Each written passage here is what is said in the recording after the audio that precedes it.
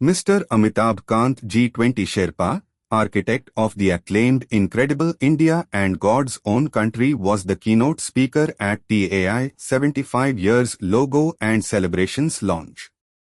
His address made the audience spellbound. He said, I'm a great believer in the power of travel and tourism, and I like the power and energy and the dynamism with which Sunil Kumar speaks. He had so much of energy about travel and tourism in him, and I really feel that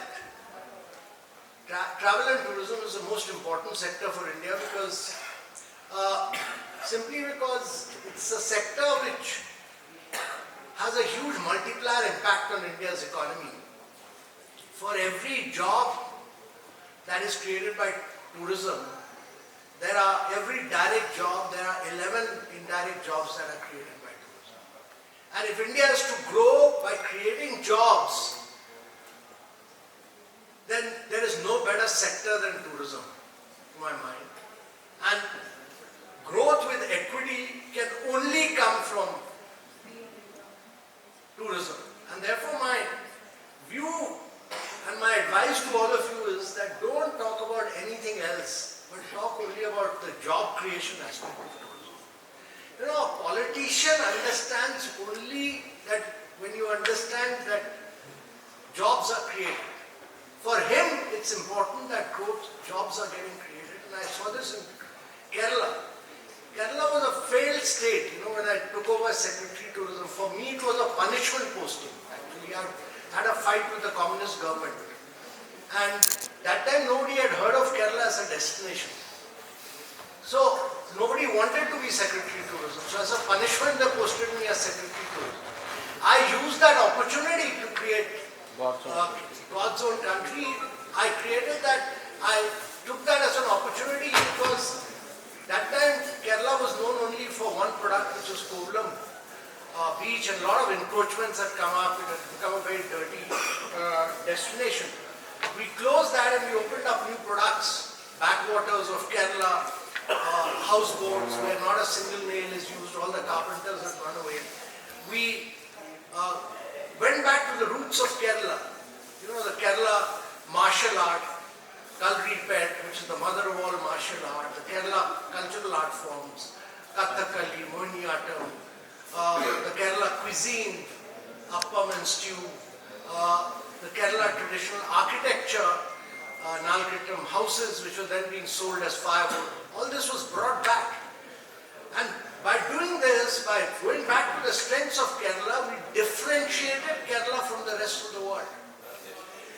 But I said the job of tourism is a private sector job, but the government's job is to provide last mile connectivity.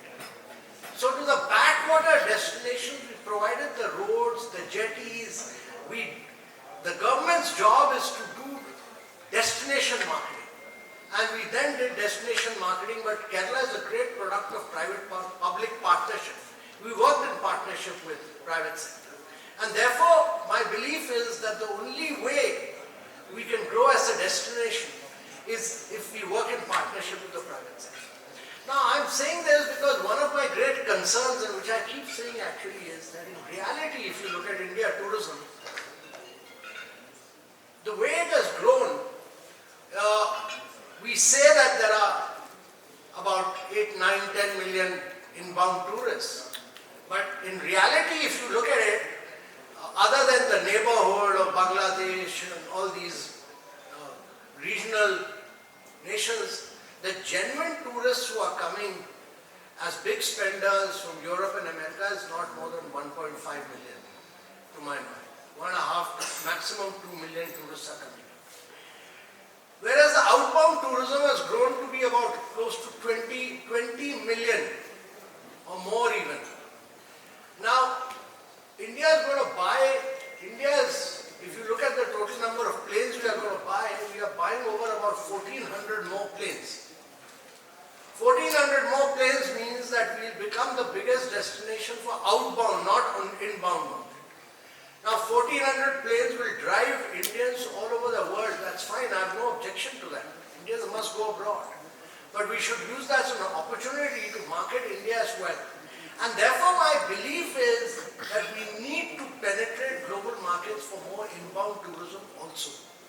And that's very important, otherwise we will only be driving outbound markets. And my request to the tourism ministry and all other ministries is that we need to do very hardcore look at the experiences around Indian destinations. Because if jobs have to be created, then we need to create unique experiences. And every state of India, every union territory of India must create a unique experience. While the mother brand can be the Incredible India brand, you need about 20 other state brands to be driven. You only have, in India, you only have Rajasthan or Kashmir now, and probably sometimes Madhya Pradesh does a little bit of marketing, but other states are not doing marketing at all. Now, you have to penetrate global markets with very good digital marketing campaigns now. And that's very, very important to drive tourism. And I'm a long-term believer that marketing-led, now that you have good airports, you have Mumbai, Delhi, Bangalore, all these are good airports. You need a very penetrative campaign to drive inbound tourism as well. I'm also a great believer that while tourism is a great creator of jobs and growth, it also requires huge amount of skilling, and there has to be a huge focus on creating, it can have a huge multiplier impact on creating skills. Because if you look at about by the time we become Viksit Bharat, and what does Viksit Bharat mean? We must understand that Prime Minister's vision is that we must become a Viksit Bharat, means that from a $4 trillion economy today, $4 trillion economy, we will become a $30 trillion plus economy by 2047. That means that your GDP has to grow 9 times, your per capita income has to grow 10 times, your manufacturing has to grow 16 times, and your tourism has to grow 22 times. 22 times by 2047. And that means that you will have to do a huge amount of skilling to create jobs. And when I say skilling, not for just India tourism, by 2047, 32% of the jobs across the world will be occupied by Indians. You know, whether it's Indian engineers, whether it's Indian artificial engineers, whether it's skilled workers, all over the world. You know, today you see, when you travel abroad, you will see in many places Four Seasons and Ritz-Carlton general managers trained at Busan in Switzerland. But increasingly, Indian general managers are taking over in many places simply because the travelers are not from Europe anymore. You know, in the 70s it was the Japanese traveling. In 90s it was the Koreans traveling. In 2010s it was the Chinese traveling. But by 2030, Indians will be traveling all over the world as they are doing now, but they will do much more, 10x more of what we are seeing today. And then, when they travel, the world over will cater to Indian tastes, Indian cuisine, Indian habits, and you will see Indian, not the managers from Busan, not the workers from Busan, which is the traditional place for hospitality, but from Indian institutes of hospitality management all over. And that's simply because, you know, as the IMF says, that 80% of the growth in future will come not from the western part of the world, but from the global south, from countries of Asia. That will happen simply because the population in Europe and America is aging. It's an aging population. Whereas the population in Asia is young, very young, they're very little demographic, the very little burden of over-dependence on old people here. And the demographics of the society is such that young people, when they create wealth, will be traveling abroad. And therefore, growth will take place in these countries and people will travel abroad in a big way. But they'll have to cater to the Indian taste.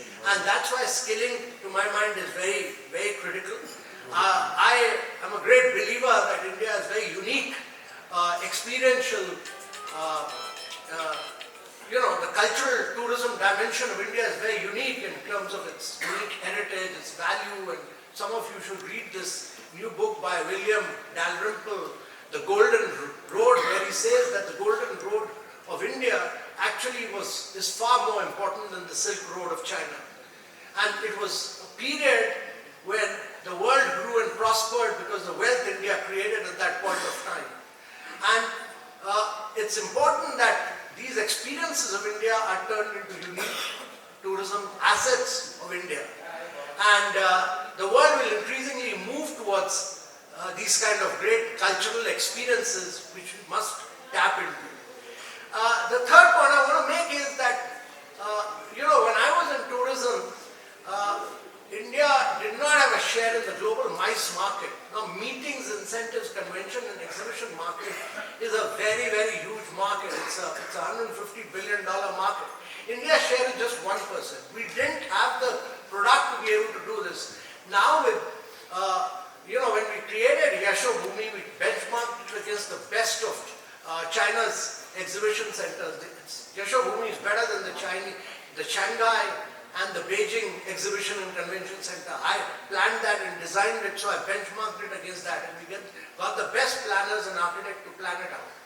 And along with Bharat Mandapam, which has been created for G20, actually you've created the best MICE products in the world today. And all of you should really venture out and really get into this MICE market in a very big way. Destinations like Germany actually have grown and prospered only on the MICE market. This Messe Berlin, Messe Frankfurt, all are a product of Germany only from a MICE perspective. And therefore there's a huge, huge potential now for you to grow and expand in terms of the MICE market. But I see another challenge, and that is the challenge that your peak markets or peak season of your tourism have been the months of October, November, December, January, and we are seeing this air quality worsening in India. This is going to be a huge challenge. If 42 of your cities figure in the 50 most polluting cities of the world during your peak tourism season, then everybody needs to work towards improving this air quality. If UK could clean up its air, if San Francisco could clean up its air, China could clean up its air quality, then it's very important that India cleans up its air quality. And I think all of you from the tourism industry, I have not heard any voice from the tourism industry even talking about it or writing about it or speaking about it. I think it's going to be a very major challenge for the tourism industry in the years to come. And I think all of you need to focus on it. I also feel very strongly that I've been a long-term believer that tourism must be treated as an industry. Tourism has a much greater multiplier impact than any other sector, and it should be created as an industry so that you are able to get funding and interest at low rates from financial institutions. Your electricity rates should be at industry rates, not at rates of commercial establishment, and long-term lending is made available to the tourism industry, and that 3, 4, 5-star hotels all get the benefit of long-term funding, and many more hotels, etc. are created. I really feel that the TAAI is a very powerful and a very imaginative body. I just heard this Sunil Kumar speaking with huge enthusiasm and passion and energy, and I think that should be converted into action for the sake of India, and that should be converted into great dynamism for the tourism industry of India. So I really feel that TAAI is the body which will drive India tourism, both inbound and outbound in the years to come, and it should be a very major driver of growth and major driver of job creation for India. And I wish you all the very best and all success in the years to come. And I wish all the members of TAAI and their family all happiness and all prosperity in the days to come. Thank you very much.